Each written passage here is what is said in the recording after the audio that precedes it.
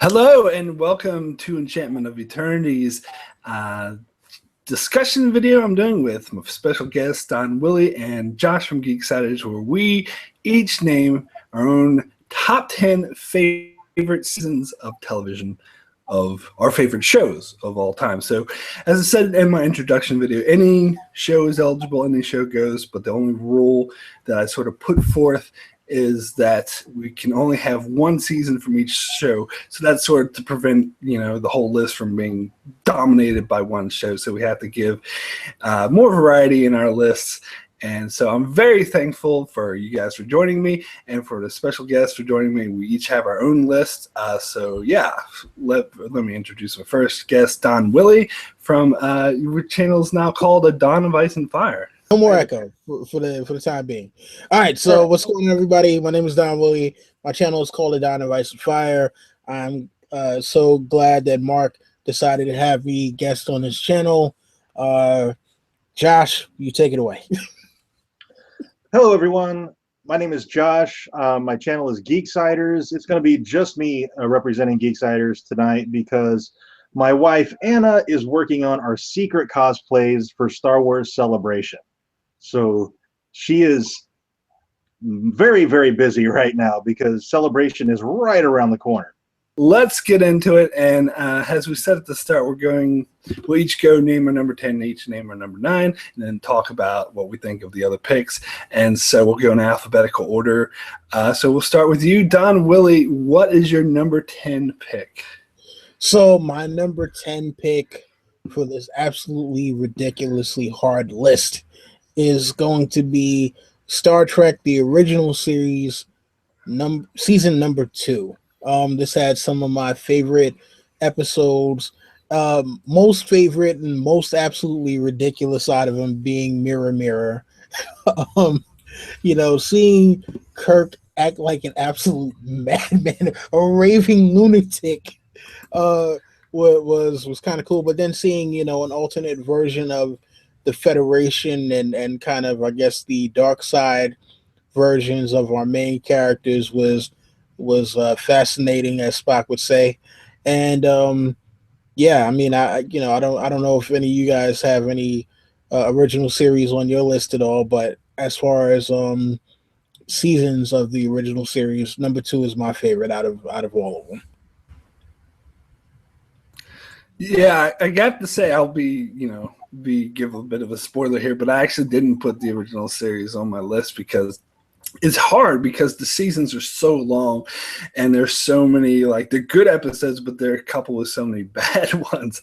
Like I can think of a lot of from season 2 that I really didn't like, although it's not as bad as season 3. I would say for me, season 1 is probably my favorite because I had City on the Edge of Forever and Balance of Terror and a lot of I think more good episodes than season 2 did, but hey, how can you argue with Mirror Mirror? Mirror Mirror is a classic and the Doomsday Machine, Changeling. So yeah, it's definitely a good season. I thought about putting something from the original series on my list, and then I thought, it's not my favorite out of the Star Treks, and I've got other series, other seasons that I want to put on my list. So I ended up not putting anything from the original series on my list. But that doesn't mean I don't have any Star Trek on my list. Yes, that definitely goes for me as well. Cool. So, anything else you wanted to add to the original series season 2, Don Willie, before we move on? No, I think I've said, what I need to say on this one. Cool. All right, so we're going me next because we'll go my channel name, Enchantment of Eternity, and I'll do my number 10, which this is like a last minute add-on, I think, because I switched it out with something else. I can't remember what it was. I think it was Fringe. So Fringe didn't quite make my list. So at the last minute, I switched it out with Heroes season 1. Now, Heroes is a show where after season 1, it just totally sucked. But so as a whole, if I was doing a list of favorite shows, this wouldn't make it because it's just season 1 was the only good season. But damn, was it ever a good season? Like the whole way it like built all these different characters with different storylines. You learn the backgrounds, they discover their powers, and then they all come together. And you had some really epic moments with the time traveling guy. I mean, who doesn't love Hero? So I had to put it Heroes. It was like kind of iffy on this, but then I was like, nah, this deserves to be in the top 10. So that's my number 10, Heroes Season 1. It's really funny. I was just talking about Heroes Season 1 with somebody at the comic book shop today. And we were talking about how Season 2, the writer's strike absolutely killed the entire season. Season 2 was so bad because of the writer's strike. And I mean, just think how good that series would have been without that. Season 1 definitely belongs on a list. It's not on mine, but I'm glad it's on somebody's. You know what's funny?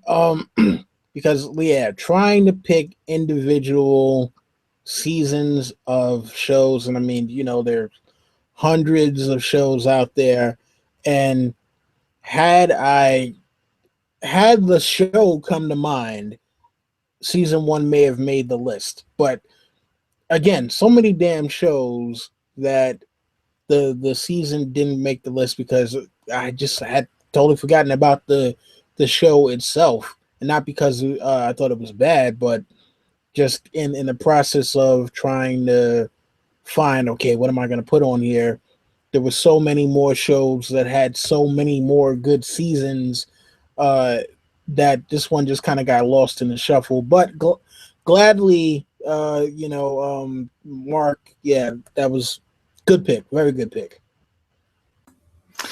Cool. So I just wanted to address in the chat, Afkin Tomka is in the chat, and when I named Heroes, he said, boo, you should have chose Fringe, which is kind of ironic because he was the one that first introduced me to Heroes in the first place, and he was the one that told me I should be watching it. Fringe was close. I'm actually rewatching Fringe at the moment. I'm going to do a review for it soon, and it's actually not as good as I remember it, but I still do really like that show, so it almost made my top 10. That's sort of an honorable mention for me. Okay, so Josh, let's get to your number 10. So number 10 for me, I'm going old school. I'm going Wonder Years Season 1. For me, Kevin, aside from Charlie Brown, Kevin McAllister might be the most relatable character ever on television for me personally.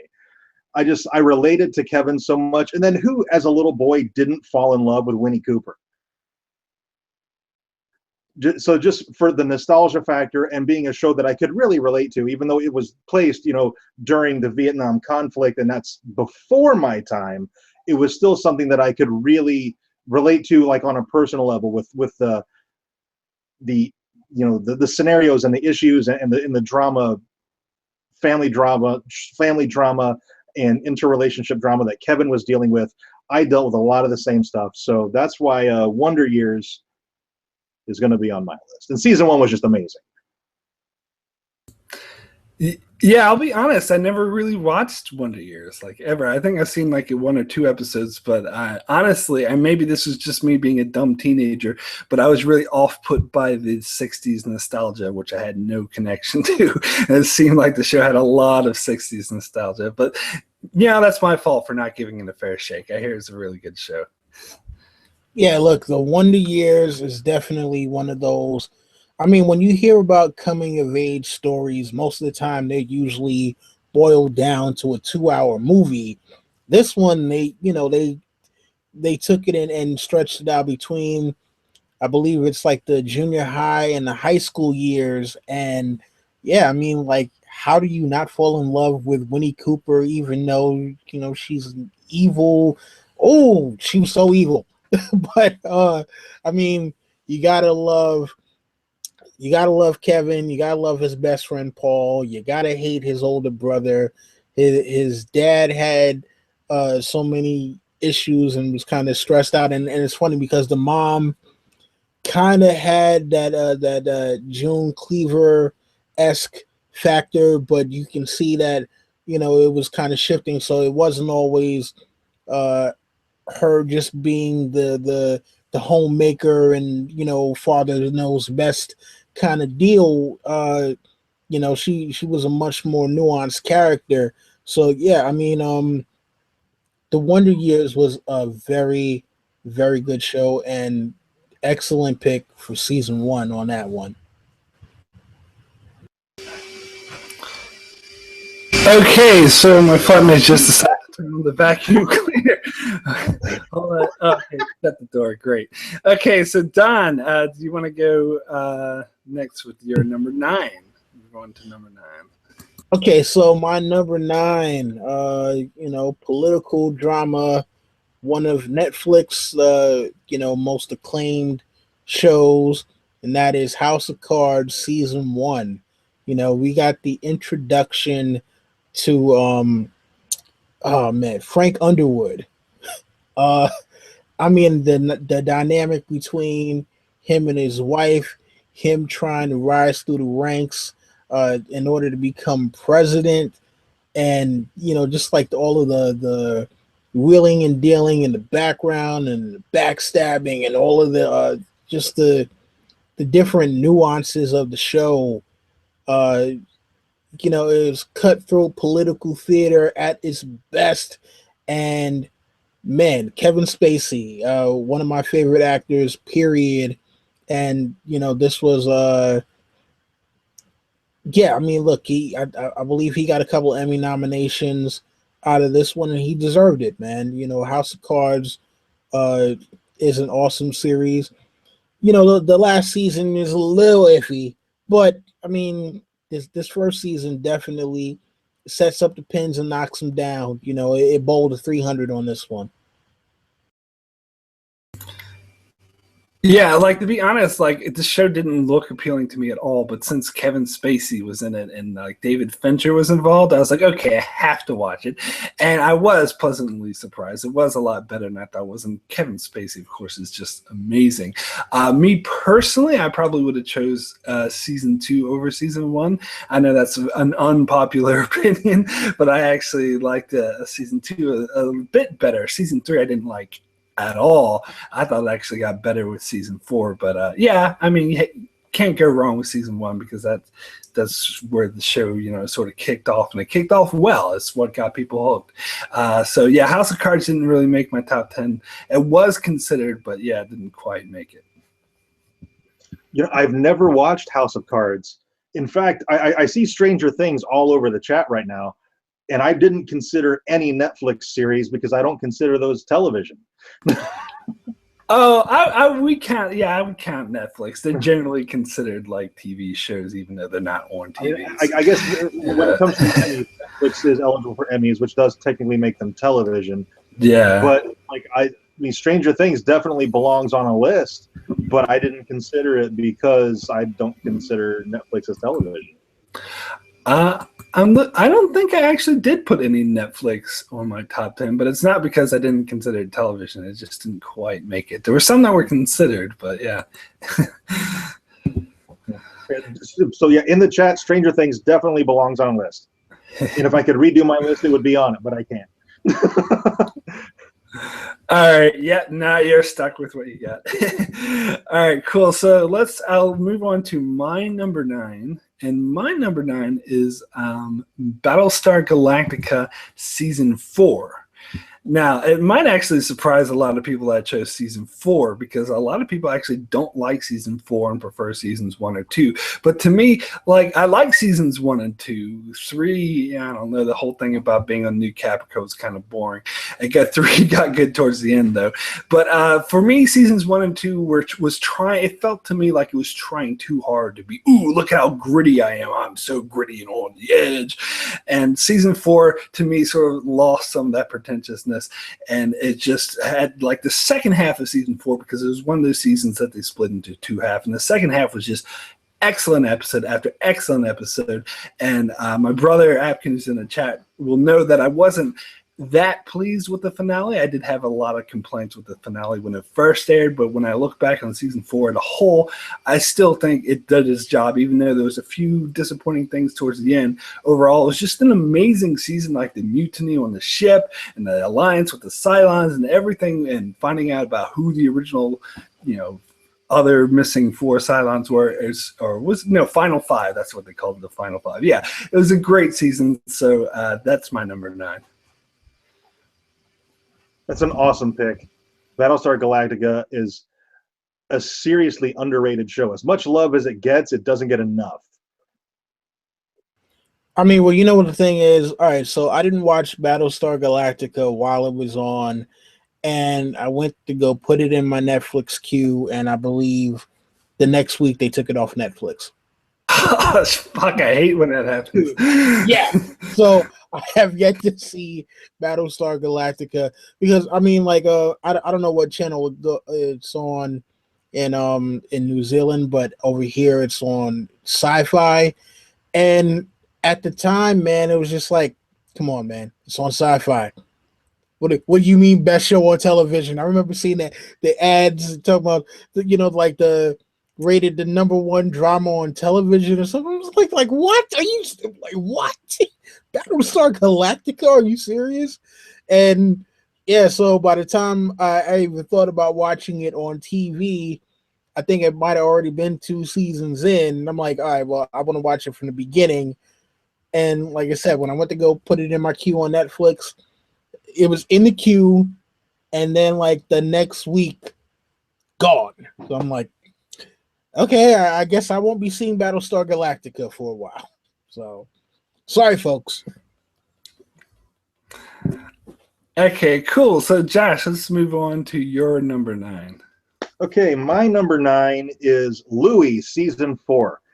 Louie is kind of a sitcom. If you're not familiar with it, it stars Louis C.K. as Louie, and it's a really different kind of sitcom. It's equally depressing and funny at times. In season 4, I mean, he's kind of always dealt with kind of social issues and sometimes kind of taboo subjects. Season 4, he did it a lot, and he did it really, really well. Specifically, talking about when Louie, this overweight woman's flirting with him at the club, and he's trying, and she keeps asking him out, and he keeps saying no until finally he breaks down and says yes. And it's just one of these things, like, if you haven't watched it, just watch the one scene.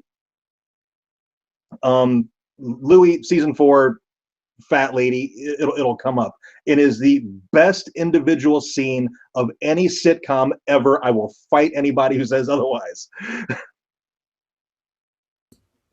All right. Well, I'm gonna be perfectly honest here. I have never seen this show. I don't really watch sitcoms since like the '90s. I think I saw a few episodes of some shows that I thought sucked, like 2.5 Men or Scrubs. But I think I saw a couple episodes of Modern Family, and I was like, it's okay. But other than that, I actually very sitcom biased since the 90s. And I didn't put any sitcoms on my list. Like Seinfeld probably would have made it if I had to go with one. But I personally chose dramas. So I hear it's a good show. And Louis C.K., I saw some of his stand-up. He's kind of funny. So, yeah. Yeah, I know Louis C.K. from his stand-ups. I really don't know any of his sitcom work. I mean, I like him from his stand-ups. I think he's a very, very funny comedian, one of the best working today.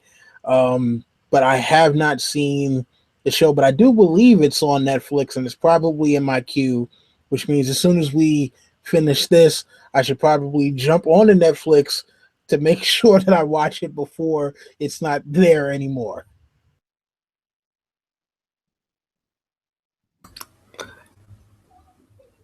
Yeah, and I definitely think I should check it out now. If that's so maybe I should be more open to modern sitcoms and finally have a good one. Okay, so let's move on to number 8, and you'll kick that off, Don. What is your number 8? All right, so my number 8, another Star Trek show here, and that is Deep Space Nine, Season 3. We get the introduction of the Defiant. We get Bald Cisco with the mustache and goatee.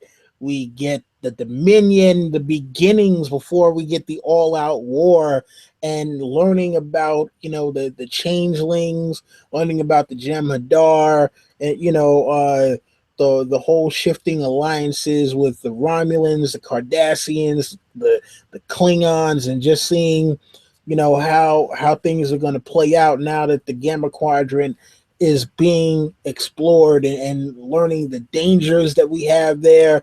And seasons 1 and 2 were kind of iffy for me, but season 3 to me was the most solid season of this entire run. So yeah, man, I don't know how you guys feel about it, but DS9 season 3, my favorite season out of that entire series. Josh, do you want to go respond first? I didn't like DS9. That's all I got. What? That's crazy. You need to give it a better shot. Oh, it's a good thing Phil isn't I here. liked it more when Worf came in. Then I started watching it a little more. But before that, I really didn't care for DS9. It's my favorite Star Trek. It's my favorite Star Trek show. We're gonna have to send Galdecott to your house, so, you can go to re-education camp or something like that, man. Like, what? There are 4 lights, dude. 4. All right. Yeah, Atkin in the chat says Phil will never speak to Josh again.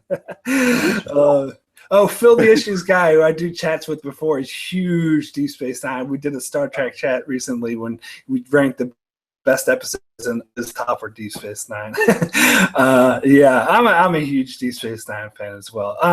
So let me get to my number 8, which is also Star Trek Deep Space Nine. And I chose season 6, though. And season 3, I think that's my second favorite season. Like, it's a close sort of contender with season 3 and season 6. And I was going sort of back and forth. Because season 3, I think, had the most consistent quality. Like, it didn't have... But when I think about it, didn't have any like huge standout episodes. Like, it had the time travel one, which I absolutely loved, and the introduction, Defiant Dominion. So I think it's good for being consistent. Whereas season 6 just has some amazing episodes, but it has some horrible ones as well. Like, I wanted to put season 6 higher, but every time I think of it, I just see a picture Quark dressed as a woman. I'm like, ugh. So I couldn't put it in my top 5 because of that. But it has the whole like Dominion takeover of the station, which was groundbreaking for television. It was so risky for them to just have this entire arc where the station is just taken over by the Cardassians, Dominion, and all the main characters are scattered. I actually wish they would have continued that a bit longer. And then it has like the best one, my second favorite Star Trek episode of all time, In the Pale Moonlight, where Sisko, teams up schemes with Garrick to con the Romulans into joining the Dominion War. Such a great season. So yeah, I went with season 6 of Deep Space Nine. It's a fake. Oh my God. Yeah, man. Season 6, wow. So you went heavy into Dominion War territory with that one. I mean, yeah, season 6. But you know what? I'm surprised that you put that on there. You want to know why? Because I know who your most hated character of all time is. And he is in season 6 heavily. Vic Fontaine. Well, to be fair, he's introduced at the very end of season 6. It's season 7 that he's in heavily, which is why season 7 wasn't even considered for my list. But yeah, his introduction was another sore point up there with Quark dressing as a woman. But still, I think the Dominion stuff outshines that. But that's why I didn't make a top 5, which if it was just like, if you just take the first 6, 8 episodes of the season, this would be my top 5. But because of the Vic and Quark stuff, it drops a little bit, but it still has some amazing episodes. That's respectable. Cool. And Atkin in the chat says that he would give us season 6 as well. So there we go. All right. So yeah, Josh, you want to tell us your number 8? Okay, my number 8, maybe I can win back some people in the chat because it looks like I'm the least favorite person right now in the chat. But my number 8 is Star Trek The Next Generation, Season 5. It has so many of my favorite Star Trek episodes overall. Has my favorite overall episode of Star Trek in Darmok. I think that episode is absolutely fantastic. And then also I pulled it up because I want to get the titles right of these episodes because there's so many of them. There's Darmok, like I said. There's Unification Parts 1 and 2, A Matter of Time, The Masterpiece Society, Power Play, Ethics. There's so many great episodes in this season. And I was like, Josh shouldn't watch my TNG reviews. That's okay, dude. If you don't like season 5, that's fine. But just, I mean, it's not a perfect season. I don't think there's such a thing really as a perfect season. We'll get close probably to my opinion of what a perfect season is as we get near the top of my list. But season 5 of Star Trek TNG to me really comes close. Yeah, season 5 is an interesting choice. Like Atkin in the chat says he thought season 5 was one of the worst. I wouldn't say it was one of the worst. I think it has a very strong start and a very strong end because at the start you got episodes like Darmok you mentioned. At the end you have The Inner Light, which is one of the just most dramatic, amazing Star Trek episodes ever. But it's the middle that I'm a bit iffy about with the stuff with Worf's son and the stuff that had that in the game, which one of my worst episodes. I didn't like it. But yeah, there's a lot of good stuff. I wouldn't say season 5 is a bad season at all. It's a great season. In Inner Light, I mean, come on. Alexander is still one of the worst characters to ever appear on any TV show. And it was bad because even when he grew up, he was still annoying.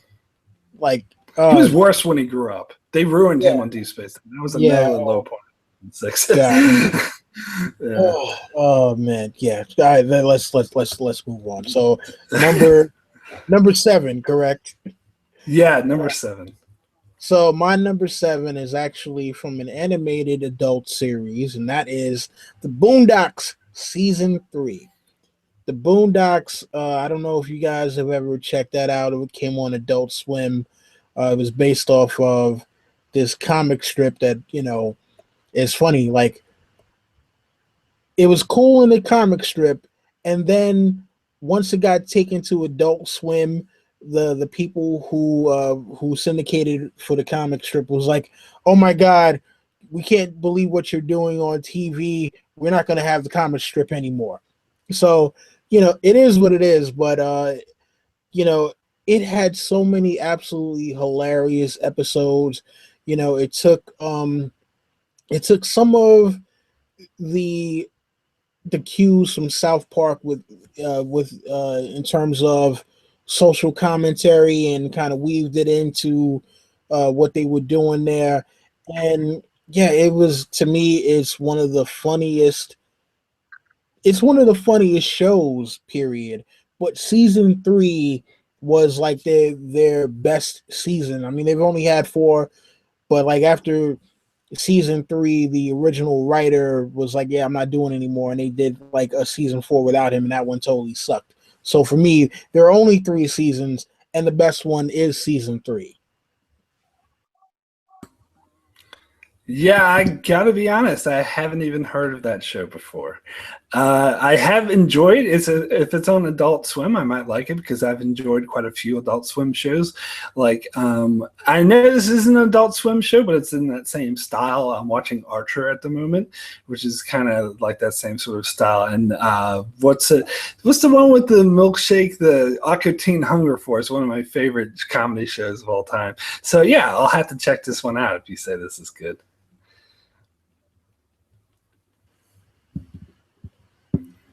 Josh, any thoughts?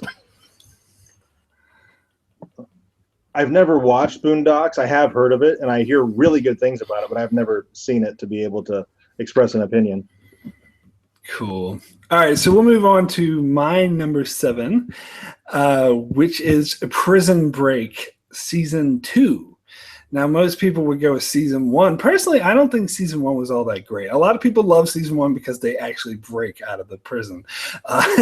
Whereas season 2, they're on the run after they break out of the prison. Some people are like, oh, why are they calling it prison break? They're not in the prison. I'm like, yeah, but they're fugitives who broke out of the prison, so it still counts. And I actually liked it so much better. I thought it was so intense. And they introduced one of my favorite actors, William Feckner, who did such an amazing job in this season. He added so much to the show, and this, to me, like watching this whole season was like, I liked it better than any other like suspense ridden show like 24. To me, it was just a thrill ride all the way through. It's why I love this show, because season 1 was pretty good and season 3 was total shit, and season 4 was just a repeat of the other seasons. So season 2 was the only really high point, but I hold this whole show up high because of this season, because this season was just so great. You know what? I will agree with you on that one. Yeah, season 1 was good, but season 2, when they actually on the run, try not to go back to prison again, was the better season. And then by season 3, they jumped the shark, and then season 4, they tried jumping the shark again, and the shark ate them. And I don't know why, but for some reason they decided they're going to do a reboot.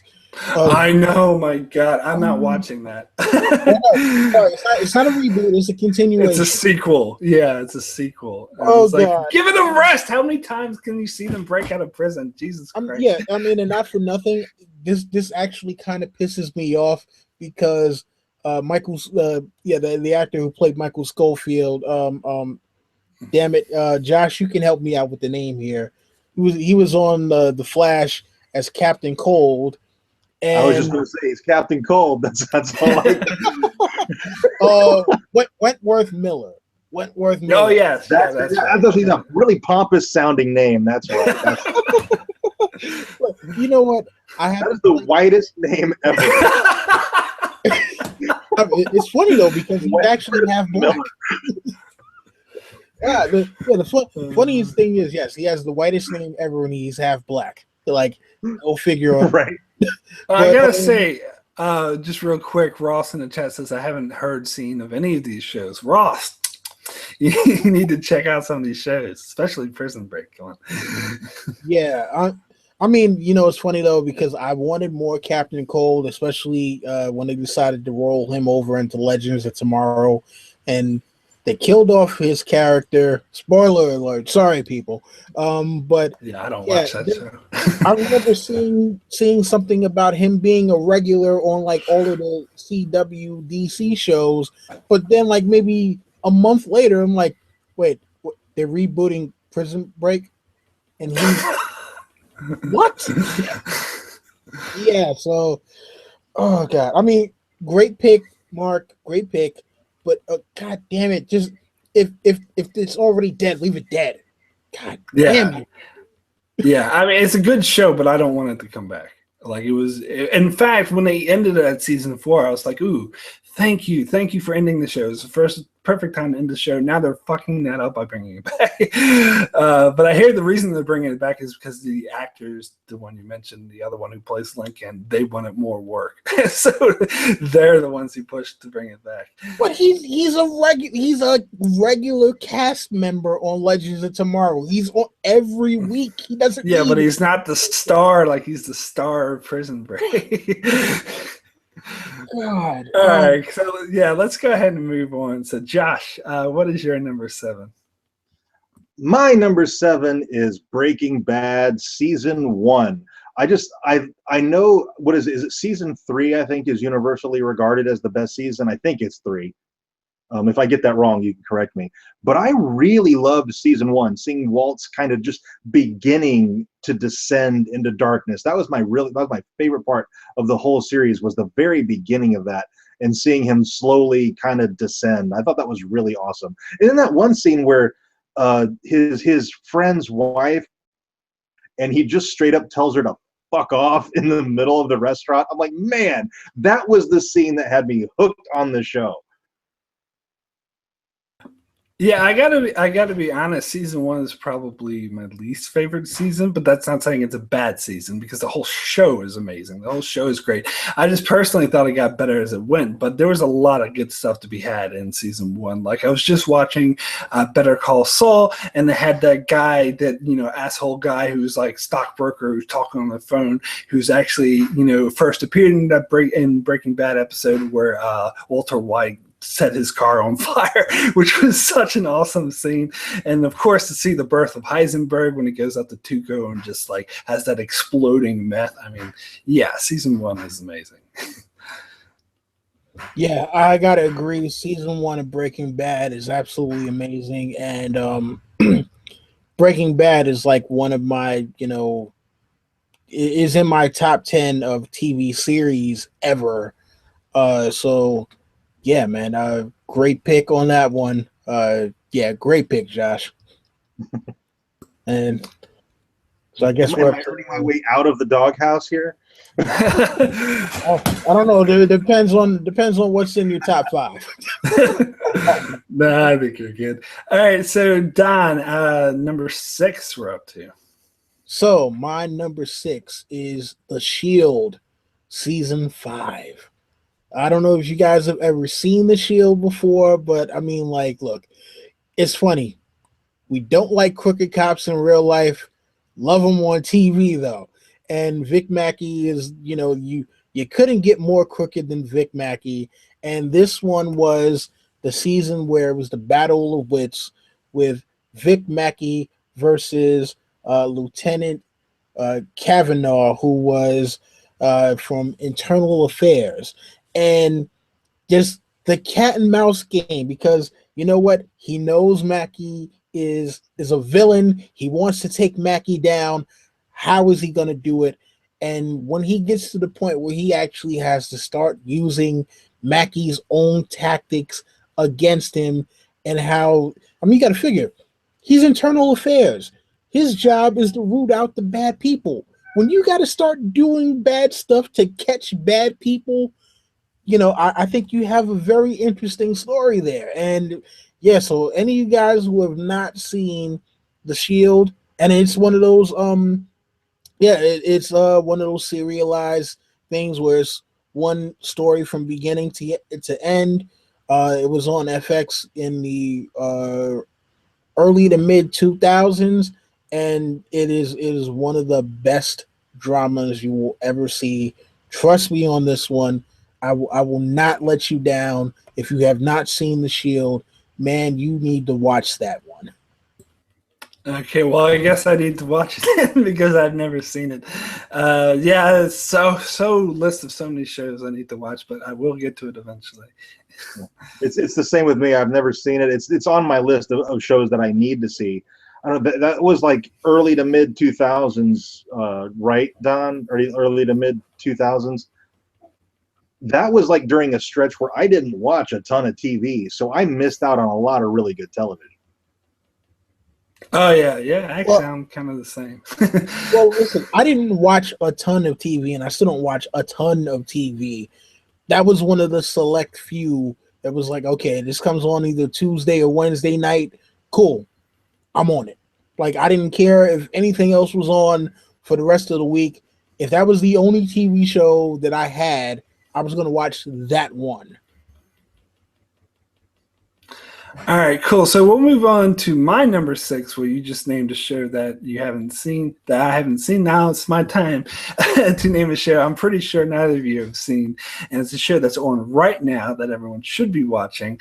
But I'll go with Black Sails Season 2.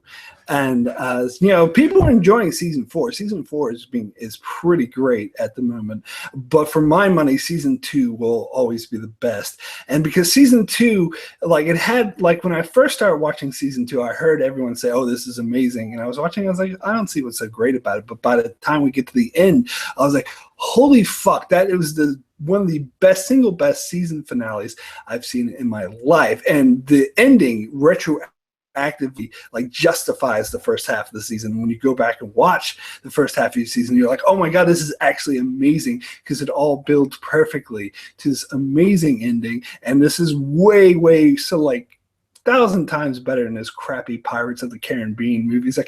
I don't understand how anyone can enjoy them after watching Black Sails, which is the good pirate show if you want to watch anything to do with pirates. So season 2 was just mind-blowingly good. We actually just started watching Black Sails. We are 3 episodes into it, I think. Oh, okay. Good. Yeah. Season 1 isn't quite as good, especially the first half of season 1. I think it's kind of iffy, but season 2, just wait for that. It is in my queue on Netflix. Cool. All right. So, Josh, let's move to your number 6. Okay. My number 6 is The Walking Dead season 5. I saw in the chat a few minutes ago how The Walking Dead is stale. Right now, yeah, it is.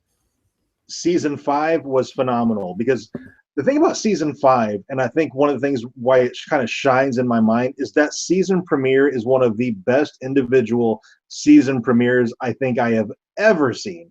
When Carol takes down the Terminus compound by herself, it was absolutely incredible. And from there, the season really it kind of got better and better and better as it went along until by the end of the season, they're at Alexandria and Rick is freaking losing it. And we get that big reveal, at the end. Spoiler alert here. Rick he kills Porch Dick, whatever that fucking dude's name was, and he ends up covered in blood, and he looks up and sees Morgan, and there's that the reunification of that friendship. And oh my dude, season 5 was dope, gangsta ass Carol, to quote Eli from the chat right there. Josh, I highly approve because, season 5 is my favorite season of The Walking Dead as well. And I thought I was alone in thinking that because a lot of people seem to single out season 1, which I liked, but I don't think is quite as good as everyone claims it is. And to me, it was season 5. And because my biggest issue with The Walking Dead, which I'm not even watching at the moment because it lost me, but my biggest issue has always been the pacing. And season 5 had the best pacing of any season. Like you said, it starts out with a bang, and it does have a few sort of slow episodes that sort of are set up and build up, but they're fine. They're not filler. They help service the entire season, which just it has such great moments like the ones you mentioned. Of course, the cannibals eating and the guy say, "Oh, you eat tainted meat." I mean, every episode was great. So yeah, season 5 is when I think the show was at its best. Yeah, I mean, look, season 5 had so many memorable episodes. I mean, come on, we got the introduction of Mr. Mullet himself, where they decided they were going to pull a lot of stuff from the comic books, and yeah, look, seeing the cannibals from Terminus getting taken down, I mean, there were a lot of special moments in season 5, and yeah, man, definitely a good pick, Josh. Definitely a good pick. You're winning back the fans over here. Season 1, I saw somebody mention, or it was you, Mark. You mentioned that a lot of people would pick season 1, but you know what? The finale at the CDC, that's what killed season 1 for me. That's totally the reason why it would make my list. Completely agree. Yeah. Cool. All right. So, Don, let us move on to number 5, getting into the top 5 now. What is your number 5? So, my top 5, and you knew it had to be somewhere on the list, Game of Thrones season 1. So, I know a lot of people would probably go with like season 5. Some people may even go with season 6, even though I'm not exactly sure why. But season 1 was the one that stuck most closely to the books. I think it was the one that had the most consistent quality, and it showed what these guys could do. A, when they stay the course in terms of the storyline, and B, even though they didn't have the big budget that they got later on, they were able to pull out, some absolutely spectacular quality with this show. So I think if you're going to talk about what is the best season in terms of consistently being great quality throughout all 10 episodes, you have to go with season 1.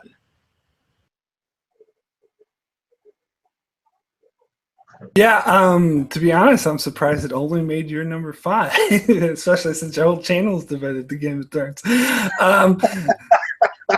But yeah, but for me, like, I've been on record saying season 1 is it's my second least favorite season of the show. But every season of the show is amazing, and Ross pointed this out in the chat earlier. I've said multiple times that I think the worst season of Game of Thrones is better than the vast majority of the best season of pretty much every other show out there. So if I hadn't had that one season per show rule, Game of Thrones would probably my entire top 5 would be Game of Thrones. So I can't say that season 1 is a bad pick, because any season of Game of Thrones is amazing. But for me personally, I didn't actually start loving the show until season 2. Season 1 started winning me over towards the end, but at the beginning, I just thought of it as another good show. But again, like, going to it, I can definitely see why. And it definitely is the one that is most true to the books. So yeah, any season of Game of Thrones is a great season. I mean, don't get me wrong, because I was going through it and I'm out there like, all right, unfortunately, because originally it was going to go with season 5.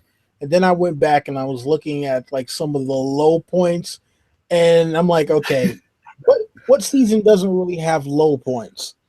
I mean, because Dorne, yeah. Dorne could have ruined a lot of things, and it's funny because one of the Sand Snakes is actually in Iron Fist, has a lot better fighting scenes, a lot more stuff to do than she's ever had in Game of Thrones. So yeah, don't think the Sand Snakes are bad actresses. Watch Iron Fist and you'll see what I'm talking about. Oh, like Keisha Casher Hughes, a New Zealand actress who plays one of the Sand Snakes, is, I think, the only actor. Correct me if I'm wrong, but I think she's the only actor ever to appear on Game of Thrones who's actually won an Oscar or been nominated for an Oscar. And everyone says how horrible of an actor she is, and she doesn't seem like that good as a Sand Snake, but I think that has more to do with how she's written and how it's directed. But anyway, getting off topic of it, I'm actually surprised that you considered season 5, because I thought you hated season 5. I don't know. That's just me. Any thoughts on this, Josh? No, I didn't hate season 5. There were things about season 5 that I hated, but no, I didn't.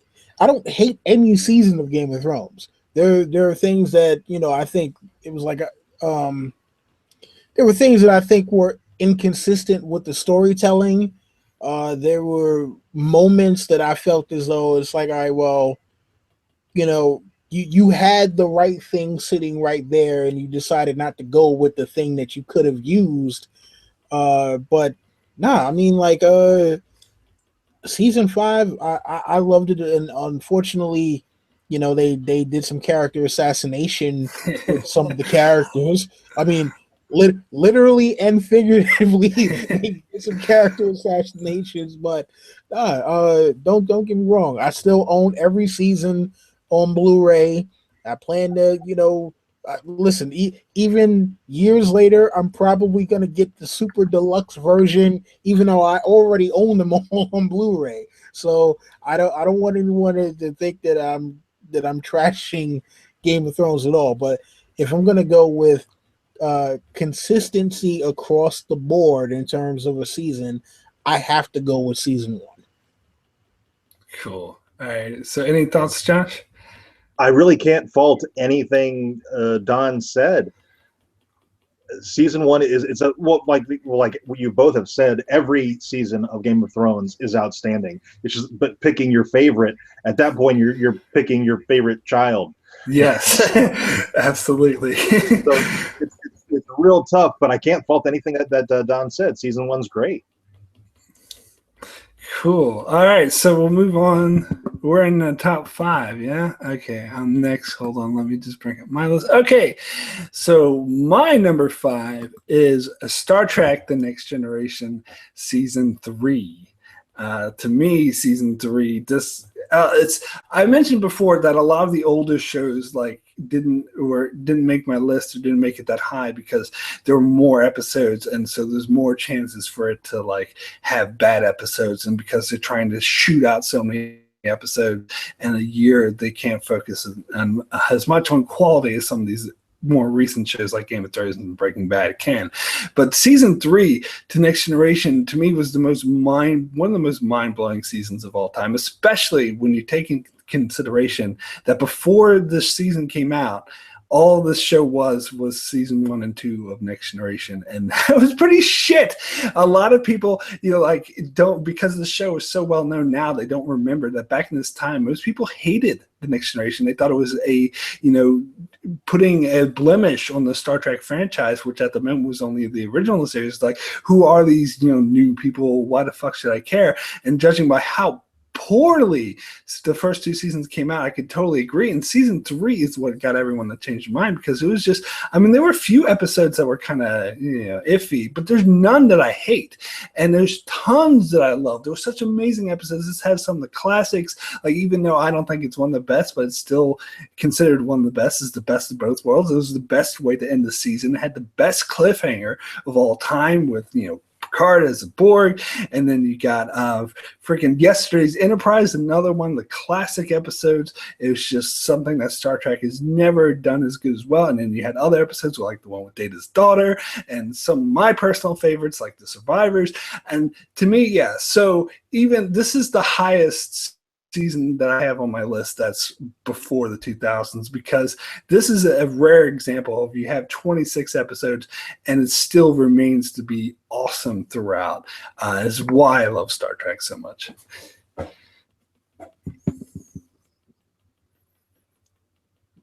Yeah, Best of Both Worlds, a fantastic episode. And then I was looking, I was like, man, I remember some of the episodes and I could not remember the title. One, it was the Enterprise one, the previous Enterprise. What the fuck was that called? God damn it! Yesterday's Enterprise. Yesterday's Enterprise. Yeah. That is probably my second or third favorite episode of Star Trek overall. It's just because it was such a shock. Because I remember watching that one when it first came out and seeing Tasha Yar again. Huge moment for that series.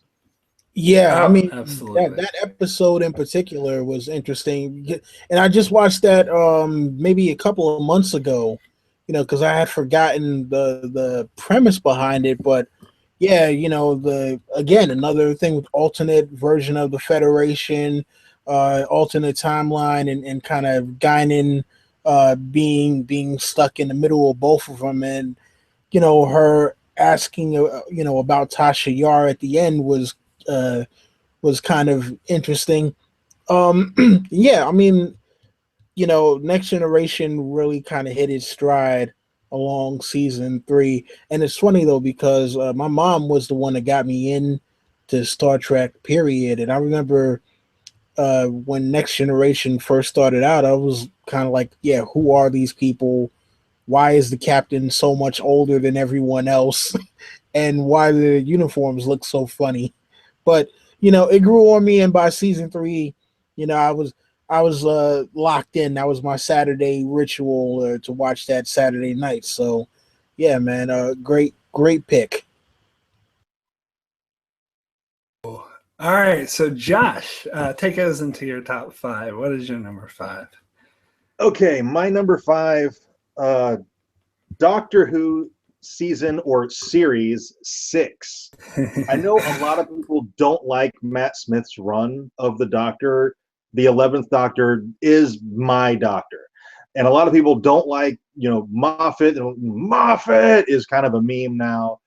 And people, they hate on season 6. And dude, it's my favorite season of Doctor Who of all time. Good Man Goes to War will forever be my favorite episode of all time. And then the whole thing with River Song and finding out who she is. Yeah, Let's Kill Hitler is a pretty bad episode, but that episode gives us River Song, her, who she actually is. Well, relation to her. Yeah, it's mind bending. If you haven't seen it, I can't really explain it. You just have to watch it. But yeah, basically the Pawns named their daughter after their daughter. It was just freaking I am my own grandpa kind of shit. And dude, it's like I'm at a loss for words. This is just one of the all-time greatest seasons of television ever. Yeah, Apkin is kind of alluding to this in the chat. It's a very huge blemish on myself, calling myself a sci-fi fan, but I've never seen a single episode of Doctor Who. I don't know anything about it. I've had a lot of people berate me, like, "Oh, wow, how could you not watch Doctor Who?" It's just one of those shows that's like it's so daunting because there's so many years, so many episodes to get caught up on. Maybe one of these days when I have more time. I would say I resisted watching Doctor Who for a really long time because I was first introduced to it when I was a kid and it was still on television, back in the 80s, and it looked like shit. The effects were terrible. And I was like, no, I'm not going to watch that show. It looks ridiculous.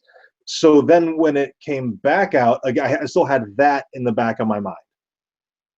And so I resisted it until, I don't know, about 6 years ago on Netflix and then started watching it, and now I'm totally addicted, and I'm going back and watching the old stuff from the 60s, 70s, 80s, and I have a whole different appreciation for it.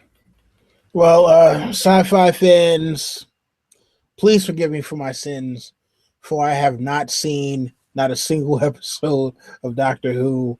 I know nothing other than David Tennant was one of the doctors. Maisie Williams, I believe, is on like one of the current seasons. I know he's British, and he uses a police box called a TARDIS that's bigger on the inside than it is on the outside. I know some basic things. Excuse me for one. Yep. Okay. Okay, Mark's taking a potty break.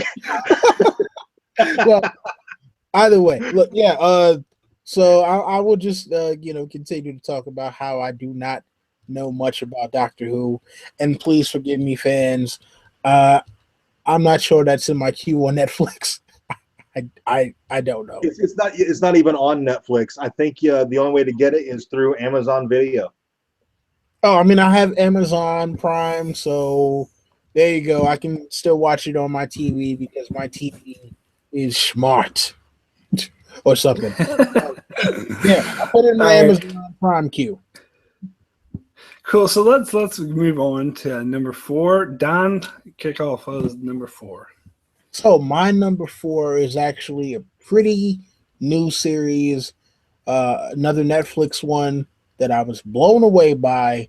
And fans, I told you guys in the chat room I would not disappoint you. Stranger Things, absolute awesomeness. As a kid who grew up in the 80s, so much 80s nostalgia. The whole Ghostbusters kind of feel, the Poltergeist feel, Dungeons and Dragons, walkie talkies, being on your bike, everything about that was I mean, the ET moments in there, Terminator vibe. I mean, like, it had so much nostalgia, but it still felt fresh. We got to see Winona Ryder back after a lot of years of not seeing her around, and to me, I think she is a great actress. I mean, yeah, it was. I don't know how much more I can praise this show. Season 1 was absolutely amazing, and hopefully they're able to keep up with that same level for season 2. So for those of you out there who have not seen Stranger Things, do yourself a favor, jump on Netflix after you finish this video and start up on Stranger Things. Yeah, Don, I hate to say it, but I think from now on for the rest of your list, every time you name a show, I'm gonna be like, how could you put that better than Game of Thrones? That's just me. Like, I enjoyed Stranger Things, but it wasn't even, to be honest, it wasn't even considered for this list. I think it's a tad bit overhyped because I think the ending kind of fell flat and it relied a bit too much on 80s nostalgia. But don't get me wrong, it was a great show. I loved it. I can't wait for season 2. 11 was amazing and had some amazing moments. So I can't say it's a bad show, but I think Game of Thrones is just way better. But that's just me. Sorry. All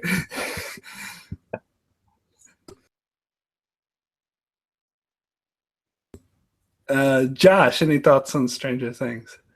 Like I had said earlier, Stranger Things would have made my list if I had even thought about any Netflix show. And I saw people in chat going, you watch Netflix on TV, it's a TV show. I'm like, well, you also watch it on your computer. To me, and maybe it's my age. I'm a little bit older than I think than the rest of us here. And just anything that you stream on a device just doesn't really qualify as television to me. Well, I think what you said earlier about the Emmys, like if it's eligible at the Emmys, then it's a TV show. Wait, dude, are you even 30? I'm 39, dude. What?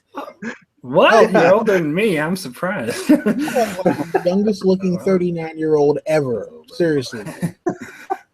Okay. Yeah, you know what? Look, I hope I look like him when I'm 39, which isn't too far away.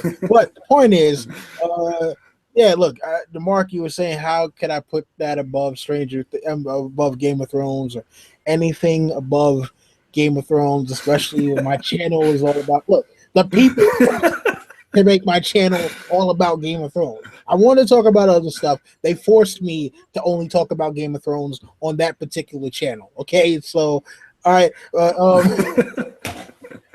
right, Don. So, yeah, there you go. Period, point blank, case closed. Where's the gavel? Yeah, fair enough. Okay, so let me get to my number 4, and I don't mean to be pretentious, but I'm about to name that show I'm sure you guys haven't seen, and many of you in chat probably haven't seen it, and if you haven't, watch it, especially this season. The Leftovers season 2. I can't even begin to say how blown away I was by season 2. Season 1 was good, but season 1 was a bit really bleak. You felt really depressed after watching season 1. But season 2, it shocked me because I liked the show, but I did not know it could go to that level. Like every single episode just blew my mind, and especially towards the end of the season. And I don't want to give away any spoilers, but there's some just really shocking moment that's like Ned Stark losing his head level shocking. It's just like, holy fucking, it leads to this really abstract, weird episode. And I love that the show like took risk and wasn't worried about, oh, we're not a fantasy show, so we shouldn't go too much into the fantasy genre. Fuck that. We'll just do this weird shit. And it worked out so well. It's so amazing. I can't wait for season 3, which is going to be the last season. So I love that the showrunners are not going to drag it out too long like some other shows that should just end the 100. But so I love that they're going to end the show when it's good. So yes, Leftovers, amazing. Almost made my season 3, my number 3 at the last minute. I swapped it down to number 4. It was really close. Definitely top 5 for me. I saw season 1, and like you said, season 1 was kind of a bummer. And I don't want to spoil anything for anybody who wants to check this show out because it's still pretty new. And if you want to go through and watch it from the beginning, I'm not going to spoil anything. But the priest episode in the casino stressed me the fuck out. I'm like, all right, I'm gonna finish this season and then I'm not watching anymore. That episode was so damn stressful. I will say the only low point for me in season 2, the only episode I didn't like was the episode where they tried to recreate that exact same episode you're talking about from season 1 with the priest. And that annoyed me. And I was never even a huge fan of that episode in the first place, to be perfectly honest. A lot of people loved it. And they just did a repeat of that in season 2, and it was so contrived it had me upset. But that's the only low point of season 2. The rest of season 2 was amazing. And if you haven't seen season 2 yet, definitely watch it. It's way better than season 1. Well, it's funny because The Leftovers, I had watched the first season and kind of forgotten about it. And so when season 2 came around, I probably should have recapped season 1 before season 2, before I watched season 2. So season 2 didn't have the same kind of impact on me that it obviously had on you. But yeah, I mean, it's a good show. I mean, look, HBO doesn't put out bullshit. I'm still trying to figure out whether or not they are going to ever explain the whole mystery behind that, because it's still one of those lingering topics where it's just like, all right, bunch of people disappeared. Do we know how? Or I mean, what is supposed to be the symbolism behind it? But yeah, season 2, I remember the first couple of episodes thinking to myself like, oh, okay, this is getting pretty interesting. Let's see where this goes. So I'll probably have to run back through the whole series again, and who knows, maybe maybe I might enjoy it as much as you did. Cool. All right, Josh, so tell us your number 4. All right, my number 4 is Game of Thrones season 4. It gave us the death of Joffrey. How could that not be my favorite season of Game of Thrones? And then we got to meet Oberyn, who at this point I hadn't caught up to him yet in the books, so I didn't know how that was going to turn out. So his battle with the Mountain was completely shocking to me. And although tragic, it was an awesome moment. And although I didn't particularly care for how the season ended up, I think overall, with Daenerys caging her dragons in the cave, that was the only thing that I didn't really care about for how that season ended. The rest of it, I thought it's as close. I don't know. It's as when I said Breaking Bad was pretty close to a perfect season, I feel like Game of Thrones season 4 is really close to that perfect individual season of a television show. I mean, all I have to say, I'm so surprised Game of Thrones didn't make either of your top 3. Oh, come on. But maybe that's just me. Maybe I think you're going to be shocked by my top 3, Mark. I think you will. I think you'll be really surprised. All I've got to say is smash the Beatles. Smash the Beatles. Yeah, that scene wasn't good, but I'm like, I don't know rest of the season where the hell they got that one from. But okay, I mean, don't get me wrong. Tyrion's trial, awesome. His speech, absolutely amazing. The purple wedding, the introduction of Oberyn Martell. I'm trying to think what else do we have in season 4. It seemed like Marine was real pedestrian. I mean, yeah, Daenerys's conquest of Marine was a little pedestrian for me. All the masters. That was pretty cool because they were killing the children or something. Yeah, they had crucified a bunch of the kids. Like 163 of them or something like that. It was like an obnoxiously high number. Yeah, that was pretty brutal. Yeah, and then we got the introduction to young Lionel Richie saying, please let me take down my father and bury him in the Temple of Graces. Yeah, I mean, don't get me wrong though. I like that season, but again, that was one of those things where it had moments in there, and if I was going by not just how much I liked individual episodes, but was it more of a roller coaster or was it a straightaway?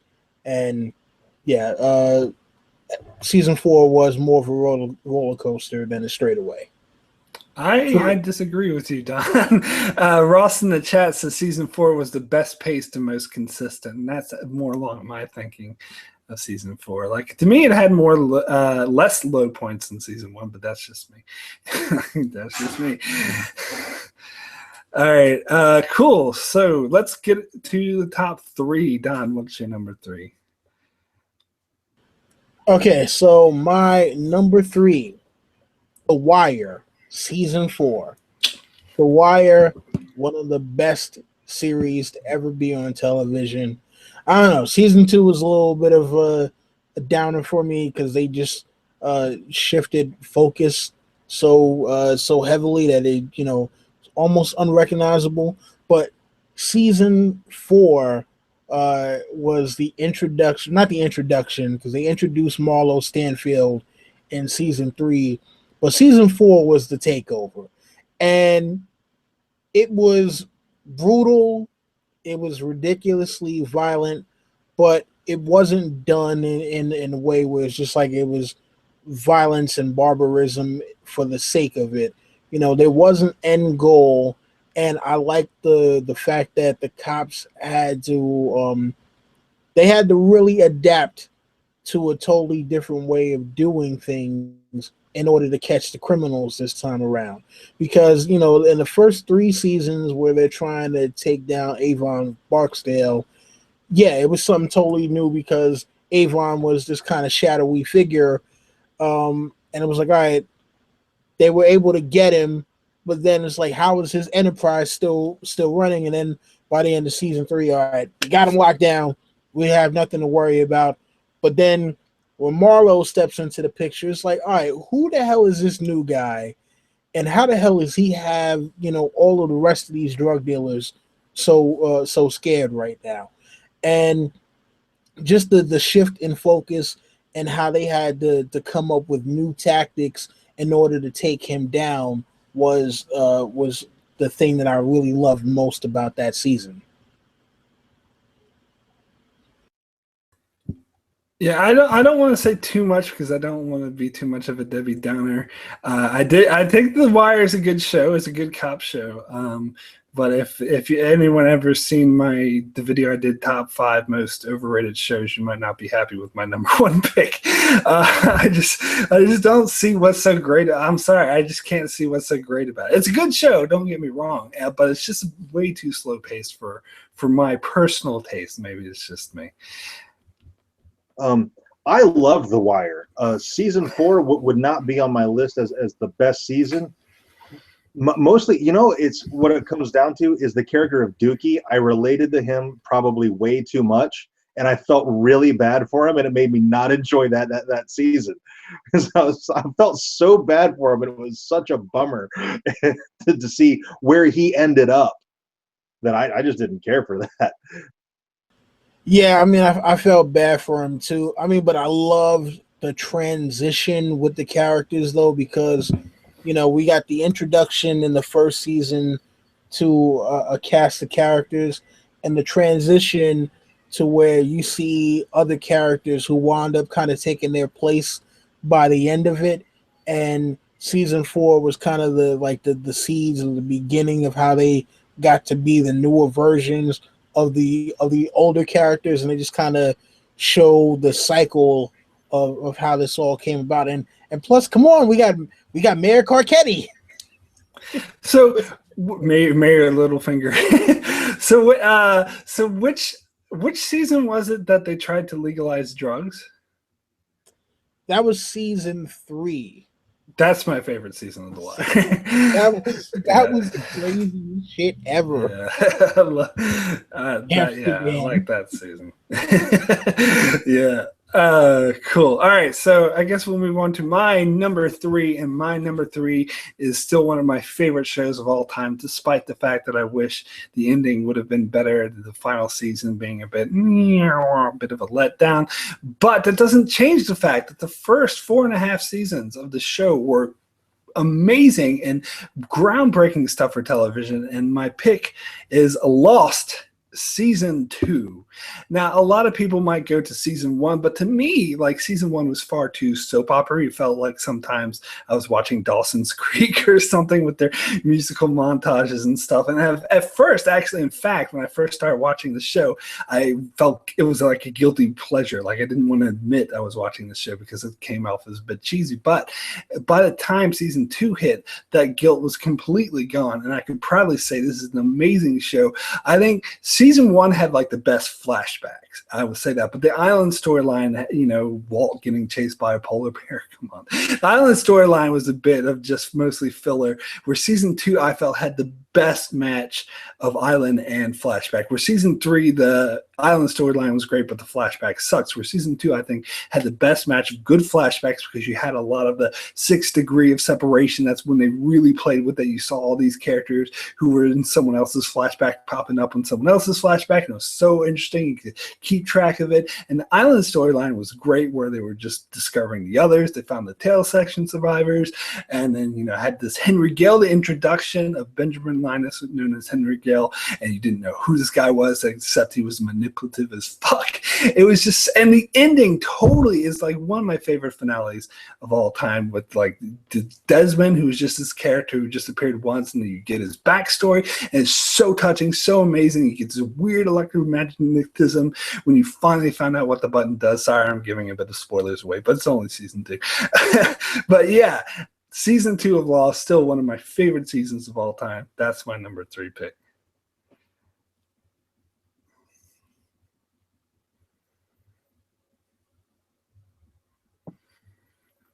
All right, Don and John. I made it to the polar bear before I stopped watching of Lost. That's where I gave up. I was like, fuck this show. Polar bear on an island. I'm not doing it. Well, I won't give you spoilers. Well, I'll give you a spoiler for that because it's actually a reasonable explanation, because there's a group of scientists who were on the island in the 70s, and they set up stations, but they were all wiped out, but they brought polar bears to experiment on. And so it made perfect sense. But anyway, that's just one of the things. That's yeah, I've heard that. So but even then, I don't want to spoil the show, because like, I think we probably all know how it ends, but somebody in the chat maybe doesn't. But just what I thought how it was going to end is exactly how it ended from what I've heard. So I'm just like, nah, I'm not gonna bother.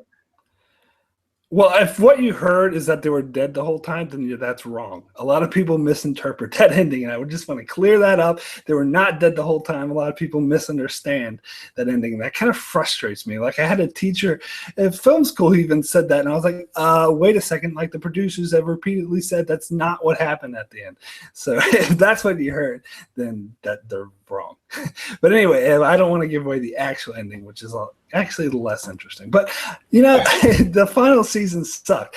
Someone in the chat says that the first 3 seasons are worth it. I'd even go as far as to say the first 4.5. It was the second half of season 5 where it started to go downhill. But before then, best television, still one of my all-time favorite shows. I'll admit I've never seen any of Lost. Sorry. Okay. I would recommend it. Okay. Let's see. Okay, so yes, we won't spoil the ending, Ross. Don't worry. So Josh, you're number 3. Okay, so my number 3, it's going to come off as unusual, because if you watched my review of this show, you will know that, in my opinion, this is objectively the best single season in the history of television, of shows that I have personally watched. But it's going to be number 3 on my list of favorites. It is my opinion that is, quality-wise, it is the best single season of a show ever, of shows that I've seen, but it's not my favorite. And that is season 1 of Westworld. Holy shit, what an awesome season. For all the way from the beginning to the end, twists and turns and these mind-blowing, fist-pumping moments. If you haven't watched these, I'm not going to spoil shit, so I'm going to keep this super vague for anybody who wants to check it out. To me, it is just the finale. Oh my God. It's just, even though like I had convinced myself it was one way, I was like, no, it can't be this. This is too obvious. And then they tricked me, and then they did like a switchback thing where like they convinced me that I was right, but then I was I'm confusing myself talking about it. That's how fucked up this finale was. And awesome. But yeah, dude, AJ, seriously, I see him in the chat saying I really want to see Westworld. You should. Acton saying overrated. Wrong. They say things can't be wrong. They can be wrong. Well, okay. A lot of people seem to think I hate this show and think that I don't like it. So for that reason, I don't want to say anything negative about it because that's not true. It's totally not true. I love this show. The stuff with Maze and the Man in Black and stuff is a great show. The only thing I'll say is I wouldn't put it on my top 10, but that's just me. That's just my opinion. I do think it's a great show, and I can't wait for season 2. Anthony Hopkins was amazing in this show. So yes, Don. Okay, so I struggled so hard with this one because yes, as Josh said, objectively, it is probably the best singular season of television thus far. I was sitting up here like, oh my god, like, do I put it on the list? Because I also am thinking about, can they keep up with this level, right? Can they keep up with the high bar that they've set with this one? And I'm just like, you know what? I'm going to put it aside for right now. I love Westworld, but I want to reserve to see what the rest of the series is going to turn out to be, because I'm just hoping that first season was not a fluke, because to have something that good, if the next season isn't as mind-blowing, then it's almost like that was 10 hours of my life wasted. So I agree, Josh, that yes, the quality of the first season was beyond my wildest expectations, but I left it off the list because I need to know what it's gonna do next, and if it can't keep up with that level, like I haven't even bought the Blu-ray for it because I'm like, no, I'm not gonna do it to myself just in case the next season is not as good as this one. Well, Atkins says I expect season 2 to be better, actually, and I actually do agree. I'm on the same mind, but I know everyone hates us. We're pariahs because we're not on the Westworld train. But again, it's a good show. I like it.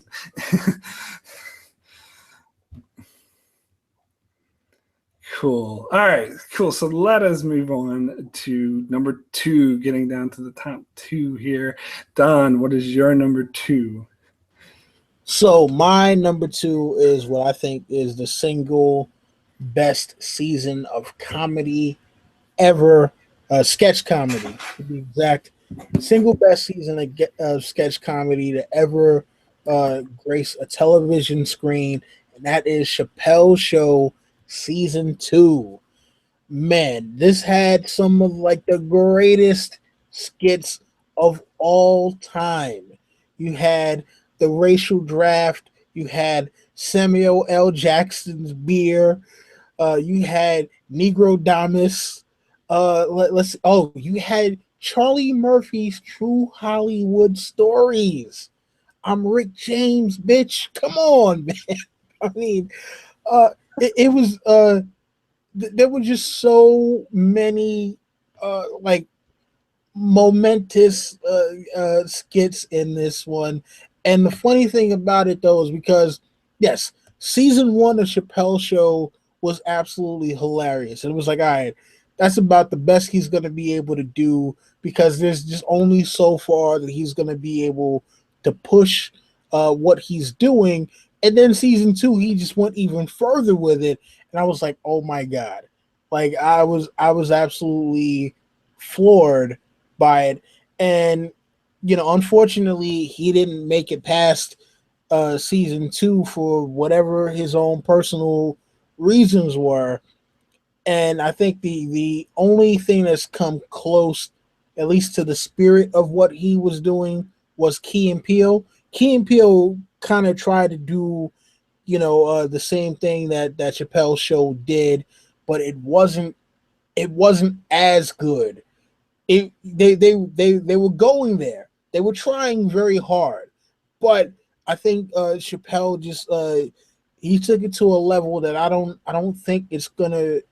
I don't know that anybody else is gonna be able to do that. And remember, at the time when season 2 came out, it was a cultural phenomenon, and I think that's a moment in time that unfortunately we're not going to get back again.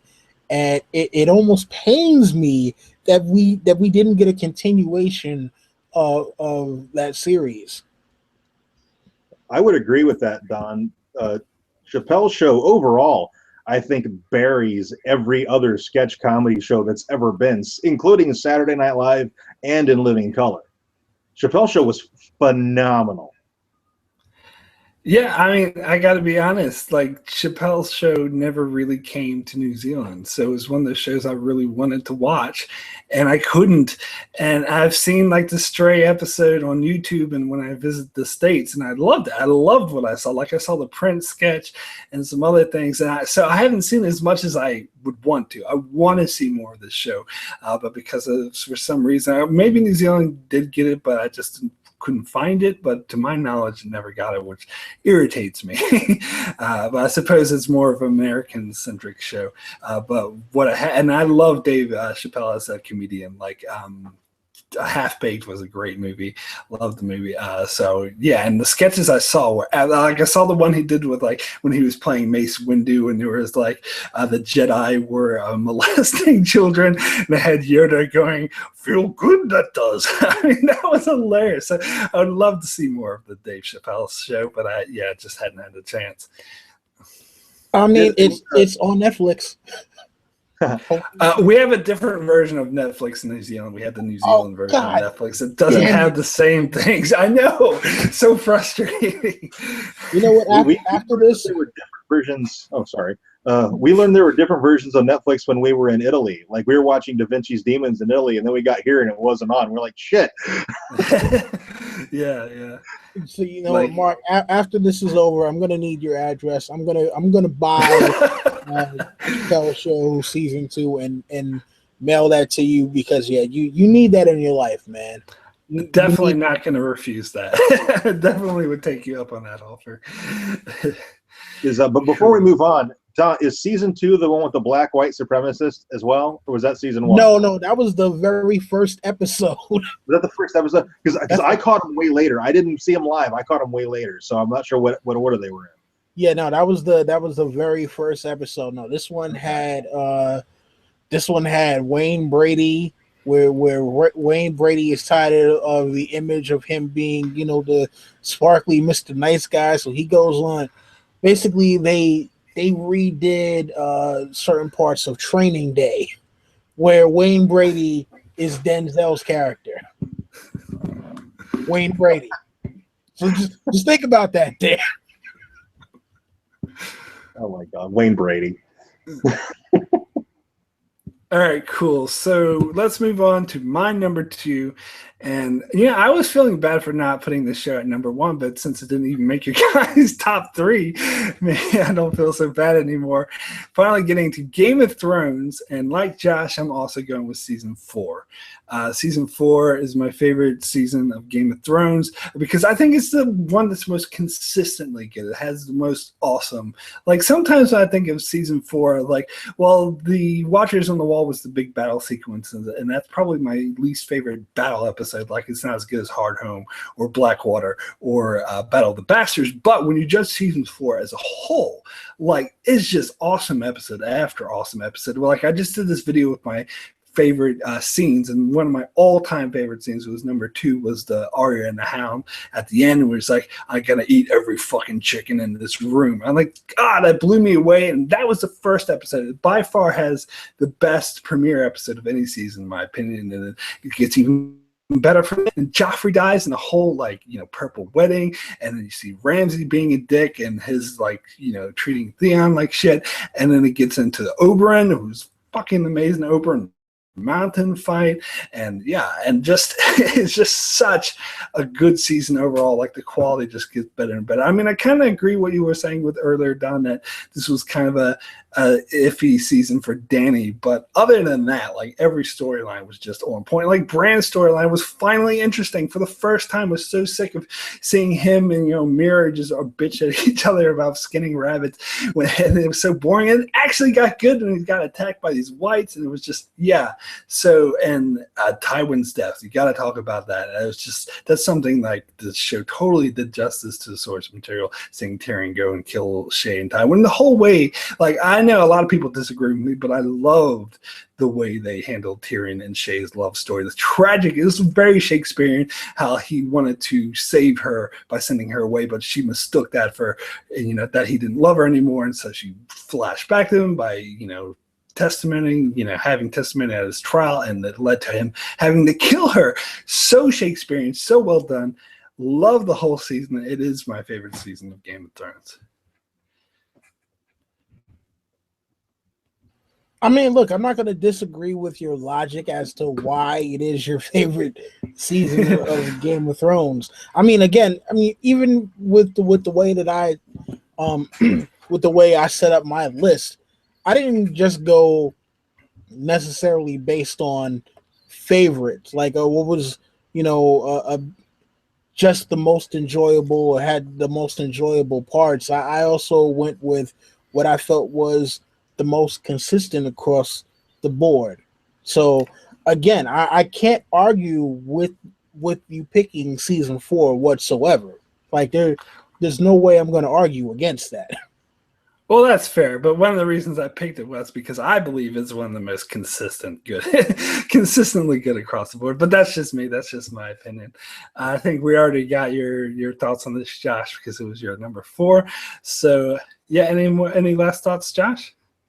No, I think we've pretty much summed up season 4 pretty well. I am, just by the way, going by overall favorite seasons. Like, people can say that is objectively bad. I don't give a fuck. Fair enough. So you're talking about what is the perfect season, and to me, this came like my top 2. I would say are both like that's why they're my top 2, because to me, season 4 is the closest to a perfect season you get. I think the Dany storyline and some of the Brienne and Podrick fucking around in the Riverlands is kind of it's what slightly held this back, so why it didn't make my number 1, but it's such a minor consideration. It only allowed it not to make the number 1, but it's damn near a perfect season in my opinion. Okay, so Josh, let's get to your number 2. Okay, my number 2, and in my opinion, it is the best show on television right now that is airing right now. Best show on television. I'm going with The Expanse season 1. If you're not familiar with The Expanse, it's based on a series of books called The Expanse series by James S.A. Corey. It is a duo of authors who they're like George R.R. Martin's like personal assistants or something like that. And the best way to describe it is Game of Thrones in space. That's kind of what it is. And just there's all kinds, and I'm not going to spoil anything, so don't worry about that, but just it gets the science consistently right. That's one thing that they really pride themselves on. And just the character dynamics are fantastic. You have this ragtag group of survivors meeting up with this corrupt cop and having to solve this mystery of an alien being that's like, is it sentient or not? It's oh my gosh, there's so much going on in this that if you're watching it and you're on your phone at the same time, you're going to miss something. You really got to pay attention. I love shows like that. I mean, I dare say that The Expanse, like, is probably my second favorite show that's currently airing behind Game of Thrones. It's the best one that's currently airing right now. I'm sorry, Virginia D. I know Black Sails is good. That Black Sails would be my second best that's airing at the moment. But The Expanse is simply amazing. But it didn't make my top 10 because I like season 1 a lot, but I didn't think it was one of the best. Season 2, I think, is much better, but it's not over yet, so I couldn't put it on the list. Why it's not my number 2? Yeah, because especially if season 2's ending is just as amazing as the 5th episode was, it's gonna be one of my all-time favorite seasons, definitely. And I almost thought about delaying this video until The Expanse finished so I could put it on there.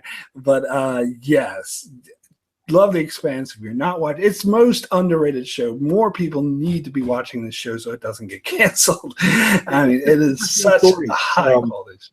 I met Chad L. Coleman at FanFest Orlando, and he plays Fred Johnson in The Expanse. And we had him sign our Expanse poster. And he was like, I've never signed one of these before. People just don't seem to be into the show. And Sci-Fi is really not doing a very good job of marketing it. So that really kind of put me on edge. I was like, damn, I hope this doesn't get canceled. And so huge sigh of relief. It's been renewed for a 3rd season already. So, that's good to hear. That is good to hear. I hope it gets better and better because I want it has a long arc because it's following a book series, so it has many seasons to go, and I want to see it completed. That's the other thing that it's doing better even than Game of Thrones. Well, Game of Thrones, I mean, George R. R. Martin made a huge mistake by allowing the series to begin before he knew he could finish the books. Yeah. Television series has passed the books is an atrocity. Well, I wouldn't go that far. It is an entertainment. I don't think atrocity. So. I disagree. And the pacing of The Expanse, the television series, I don't see there's any way that it catches up to the books before they're done with the books. Well, I mean, if the authors do, George R. R. Martin takes 7 years to write their next book, then maybe. They're on book 6 already. Yeah. They're on book 6 already, so I think. Yeah, well, I just hope that the show gets the fin. And this is a book series I plan on reading because I'm sick of some people post book spoilers in my reviews, which sort of piss me off. I'm like, what is your problem? Why would you do that? That's something I want to read as well because I heard the books are amazing and that the show follows it really closely. But it's great because you have a lot of good quality science fiction books, but very rarely do we see them get put to screen accurately, and that's what like Game of Thrones started. And I think The Expanse wouldn't exist if it wasn't for Game of Thrones setting this precedent of being able to take a long, expansive, like intricate, complicated book series and translate it to television. And just like Game of Thrones, I think The Expanse is doing a great job. But yeah, Don, okay. So Don. Okay, so I have not seen The Expanse yet. I believe I had it in my for DVR for season 1. Don't ask me what the hell happened because I know I watched the first episode. I was interested in it, and I think it might have just been, I might have just had too much that I was watching at the time, and it kind of got lost in the shuffle. So I never saw it past the first episode. My bad. All right. I will check it out. I know it's on. I believe it's on Amazon Prime. It's not on Netflix. I believe it's on Amazon Prime. It's on Netflix in New Zealand, but I don't know about America. I'll look it up right now. Hang on. Oh, because I thought I saw it on Amazon Prime and not Netflix. But either way, I will check it out because I know you guys are like, "What the hell, man?" But yeah. Akin in the chat says it is your bad, Don. It's not on Netflix in the US. Right. I believe it's on Amazon Prime. So yeah, probably there you go. I'll check it out on Amazon Prime. I'll make sure to do it bigly. It'll be great. It'll be fantastic. I'll watch it and it'll be the best show ever. Well, it gets even better in season 2. So if you think, season 1's good, but I don't think it's great. Just wait till you get to season 2. Season 2 has been amazing.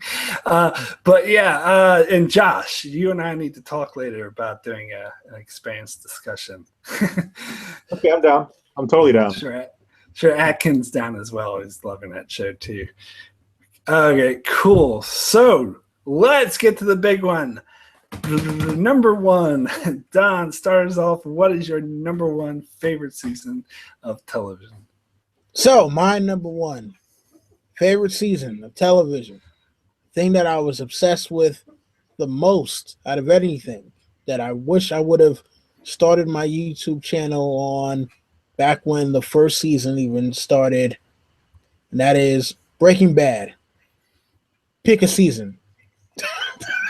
No. You have to pick a season. I'm not going to cop out. You have to pick a season. I'm not going to cop out on that. No, my favorite season is the final season of Breaking Bad. Now they took the season and broke it up into 2 parts, but yeah, it was all one season. But dude, oh my god, like, finally, Walter has what he wants. But at what cost? And when it all comes tumbling down, what will he do to right the ship? So for those of you who have not seen Breaking Bad, I will not spoil anything for you. All I will say is Walter White, he got what he wanted, but was it worth it at the end? And you'll have to decide for yourself. Did he live up to the expectations that he set for himself? And again, before Game of Thrones became the thing in my life that it is today, Breaking Bad was it. I remember, like, I ordered the special Blu-ray collection that comes in the freaking meth canister. It comes with the TV shirt and the Los Pollos Hermanos apron and all that. And I got it downloaded, because it came with like the digital downloads. So I got the digital downloads, the Blu-rays. I still watch them from time to time. I love that series, love it to death. And I think that in terms of sticking the landing, nothing, in my opinion, no show has stuck the landing better than Breaking Bad. All right. Yeah, I would any agree with thoughts that. on that, Josh? Yeah. I would agree, especially with the last thing you said about sticking the landing. Absolutely. I don't think there's ever been another show that capped everything off to the satisfaction that Breaking Bad did, for sure. All right, cool. So we'll move on to my number 1, where I'm just going to echo Don Willie here and say Breaking Bad season 5, final season, also my number 1 pick for best TV season. To me, this is the epitome of the perfect season. Like, this is television at its best. Is when you have screenwriting, cinematography, acting. I mean, the acting, some of the stuff the scenes that Jesse did with freaking his mind, and the storytelling, like, everything is completely top notch. It blows most films ever made out of the water. It is the perfect season of television. And the funny thing is, after I saw season 4, I kind of got a bit tired of the show and I quit it for a while. And season 5 started, I wasn't even watching it. And my friends were like, "What are you doing? You need to watch season 5." So they gave me season 5. They're like, "Watch it." So I watched it and I was like, holy shit. And that was just the first half. The thing is, you mentioned that the 2 halves were breaking out. And the first half was good, but the second half was mind-blowing. It was every single episode. It was like, holy shit, pure tension, and to be honest, like, I didn't even consider Breaking Bad one of my favorite shows. Like, I liked it, but I wouldn't say it was amazing until this season. This is the season that just blew my mind. And I think there is no better final season of any show ever. Like, one of my favorite final episodes is the Next Generation final episode, which I think is a perfect way to end the series. But I actually put Breaking Bad's final episode ahead of that, because it wasn't just the final episode, it was the whole lead up to it, which was just so perfect. It's so emotional. So I'll just be saying, repeating lots of awesome words and adjectives for awesome, because I don't want to give away any spoilers for those who haven't seen it, and those who haven't, definitely watch it. That's my number one pick as well. Yes. Yes. All right, so Josh, let's end this up with your number one. Okay, my number one favorite season of television of all time is Firefly, the first and only season. It is the only season of television that I've watched in totality multiple times. I'll go through and pick out a single episode here and there of that I especially liked, but I've watched Firefly all the way through 3 or 4 times now, and each time it's I don't know, it'd be cliche to say each time was like seeing it again for the first time, but it's almost like that. And just the fact that it didn't even get a whole season. It got 14 episodes, and not even all of them aired at the time. And so just I think just the whole scenario where it has this cult following now, it really just kind of has like a special place in popular culture now, and I think that makes it especially special. The kind of thing that, like, if I'm bored at home and I want to do something, I'll put on Firefly and just watch it. And there's very few television series like that. Yeah, again, I don't want to be too much of a Debbie Downer, because I don't want to give people the impression I don't like Firefly, because I love it. In fact, I was really enjoying your reviews that you were doing for it, Josh, and I hope you continue with this. It's so great, because I actually recently... We'll continue them as soon as the Expanse finishes season 2. Yeah, as soon as the Expanse. Yeah, that's fair. But yeah, because I just recently rewatched season 1 of Firefly, and yeah, it is a great show. I do see why a lot of people like it, even if I don't think it's quite as great as a lot of other people do. I can see the attraction is very well made. The characters are really fun to watch. It's a very fun, witty show. I love Captain Reynolds, like, especially like you were talking about your review, and like I think it was the second episode where he has that guy, for the criminal henchman, whatever, and he says, "Okay, here's your money back. Tell your boss that we're square." And he's like, "No, I'm gonna kill you." So he just kills the guy, and he says the exact same thing to the next henchman. "All right, here's the money." He's like, "Okay, I'll take the money." That is such a epitomizes this great character, and I love the whole thing with the river and being crazy, although I do think that was handled better in the film, which I actually prefer the film, me personally, but that's probably my own bias because I saw the film before I saw the show, but the show's still great. Love Firefly. Don, any thoughts on Firefly? I'll be honest with you, I've only ever seen the first 2 episodes of Firefly. It is in my Netflix queue. I've been meaning to get back to it. I watched it I think the first time I ever tried watching it was probably at 2:00 in the morning, which is why I've only ever seen the first 2 episodes. But what I did see, I liked. I like a lot of the actors from there. Nathan Fillion is the main guy. Chiwetel Ejiofor is on there. He's one of the guys on that I like. I think he was just in the film, though. He was just in the movie. Really? I thought he was. He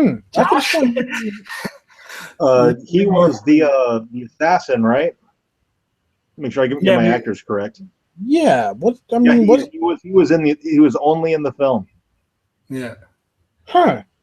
Yeah. Okay, so maybe it was the movie I watched.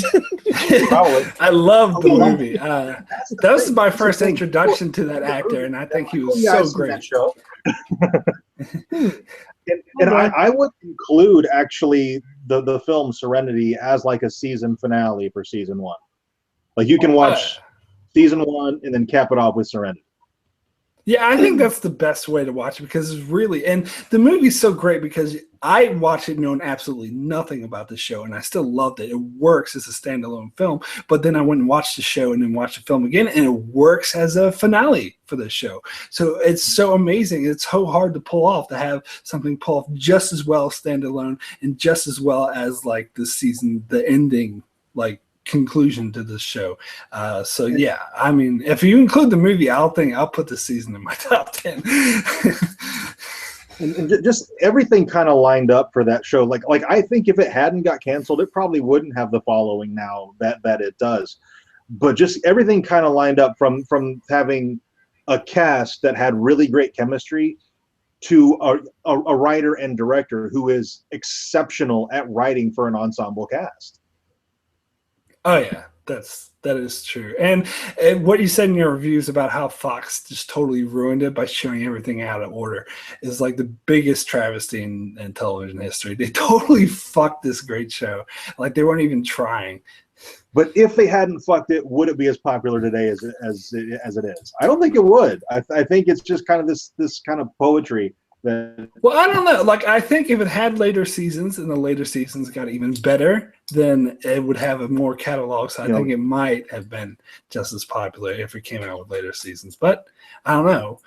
I think I do get what you're saying. There's something to be said about the fact that it's short and sweet and people long for more of it. It's part of the reason why it was so popular. Because again, it's possible that the later seasons could have sucked and went on for too long, and in that case, then it wouldn't have been as popular as it is now. So now it's just all good, and there's no sort of 24 Dexter moment where the show just goes on when it needs to end, like the 100. Anyway, so a lot of my preaching on that. 24? What's that? Did you bring up 24? Yeah, 24 has a show that went on for way too long. Like it needed to end in like season 5, and it went on for. It was just repeating the same goddamn thing every season. It was like end the show already, and it was still winning enemies.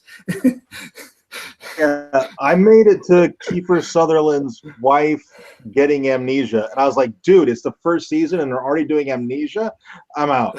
That's what I thought.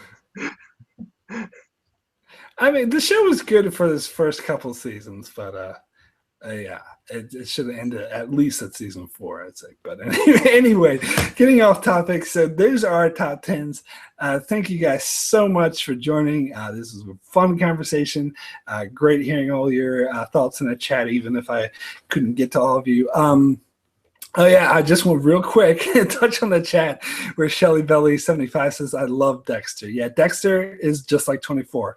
Ended at season 5. Like most people will say they should have ended at season 4. I disagree. I actually liked season 5. I'm an oddball, but the last 3 seasons sucked. That's pretty generally agreed on.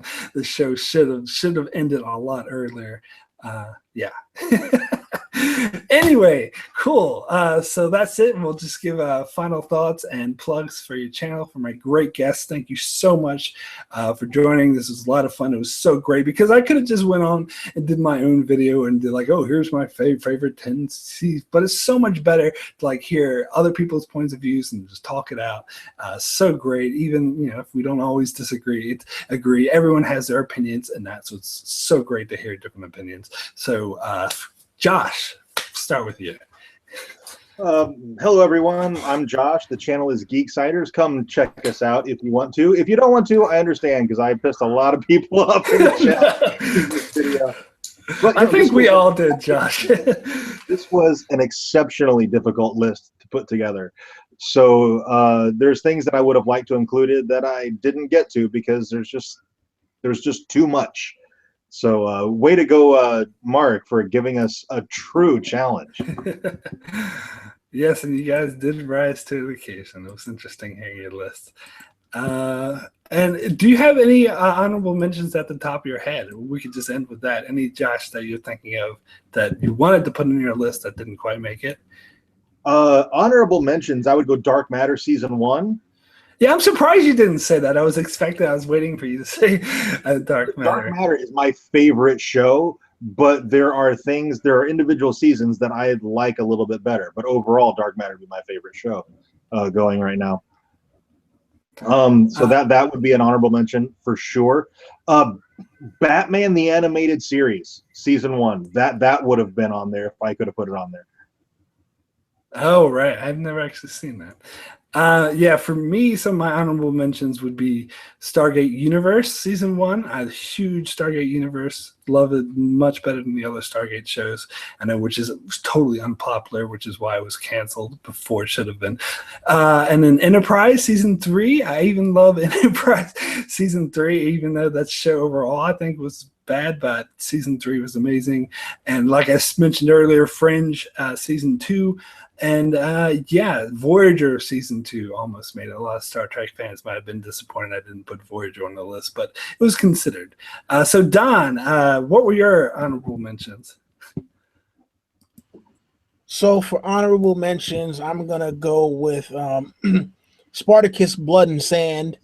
I thought that it was funny because, you know, even though that was produced by Sam Raimi, and I thought it was gonna be super campy, like most of the other stuff he did. It actually surprised me a lot and wound up being one of my favorite television shows. Another one, because there were a couple I pulled off the list that I was like, oh shit. Westworld I already talked about. Martin season 1. That was absolutely hilarious. I love that show. Damn, because there was so many that I pulled off the list at the last minute and I don't have them still written down. Oh, The Walking Dead season 5. I'll throw that one on there definitely. Shit, there was one, and it's funny when you guys were talking, I'm like, oh yeah, I got 3 rattled off in my head, and the third one I can't think of now. Oh no, Justice League Unlimited, which I think on Netflix is posted as like Justice League season 7 or something like that. So it would be, I think it's Justice League Unlimited season 3. And yeah, before my brain winds up getting scrambled trying to think about all of this, I'll just end it there. But yeah, thanks for having me on the channel as always. You know, these are always awesome talks. So yeah. Great. And where can people find you, Don? You can find me at, you know, my channel, Don of Ice and Fire, or if not there, you know, follow me on Twitter because I'm doing 2 new channels with non-Game of Thrones related stuff. So on Twitter, I am at iDonWillie. That's IDONILLI.